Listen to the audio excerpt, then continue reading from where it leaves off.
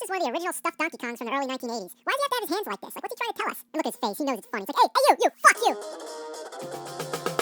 He's gonna take you back to the past to play the shitty games and suck ass he'd rather have. Take your diarrhea dump in his ears. He'd rather eat the rotten assholes of a roast your stuff and out in his ears. He's the angriest gamer you've ever heard. He's the angry Nintendo nerd. He's the angry Atari Sega nerd. He's the angry video game nerd. Oh boy, let's talk about the Philips CDI. Now, if you're not familiar with the backstory, I'll give you a quick little rundown. Nintendo was working in conjunction with Philips to produce a CD-based add-on for the Super NES, which never came through. Now, Nintendo was also working with Sony on the same concept, and we all know what came of that, the PlayStation. But as for Philips, they too made their own game console. However, they had permission to utilize some of the Nintendo franchises. Now, what came of that was a shitty Mario game and 3 shitty Zelda games. Link, The Faces of Evil, Zelda's Adventure, and Zelda, The Wand of Gamelon. Okay?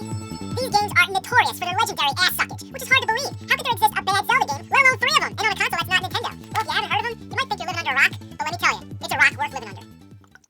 Before we begin, let's talk about the console itself. To begin with, it barely fucking works. That's a good start, right? I had to buy 3 CDIs before I got one that's functional. The first one wouldn't read the discs. The second one right here had the same problems. I haven't returned it yet just because I want to show you what it looks like. So then finally, I got this big beast. Look how huge it is. It looks like one of those old VCRs. It is the biggest video game console I've ever seen. Literally, you can fit 2 of these inside it. If you remember my Atari 5200 video where I commented how big it was, well, both consoles are ridiculously huge, but the CDI just barely wins. But does it work? Yes, it does. But at first, I thought the controller input was broken. I have 4 different controllers and none of them work, except for the wireless one, which sucks so bad it isn't worth it. Then I found out that there's another input on the back. So the one in the front is either broken or intended for the second player. This means that every time I want to swap a controller, I have to pull out the whole console.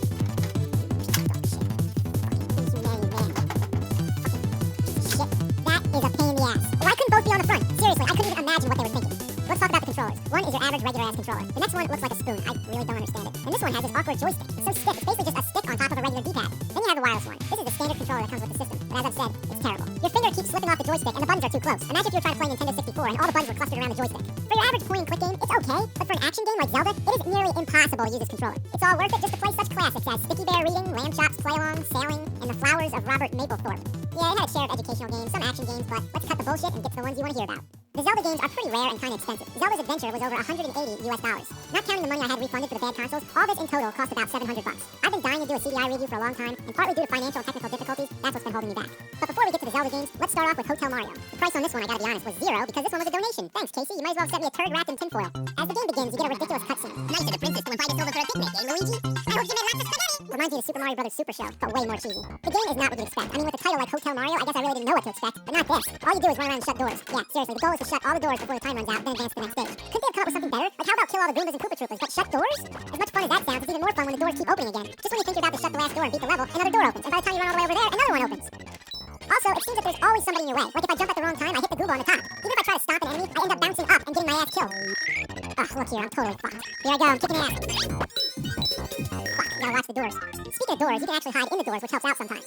But these things with the arrows, let's talk about them. They're elevators, or they could be stairwells, wherever. Where the arrow points make sense. They go up, they go down. But the controls take some time to get used to. By instinct, if I see a down arrow, I press down. But that's not how it works. You have to hit up, regardless of which elevator you're on. And when you arrive at the other end, you're in a hiding position, so you have to hit down to step out. So often, you find yourself having to hit up on the down arrow, and when you go down to the up arrow, you press down.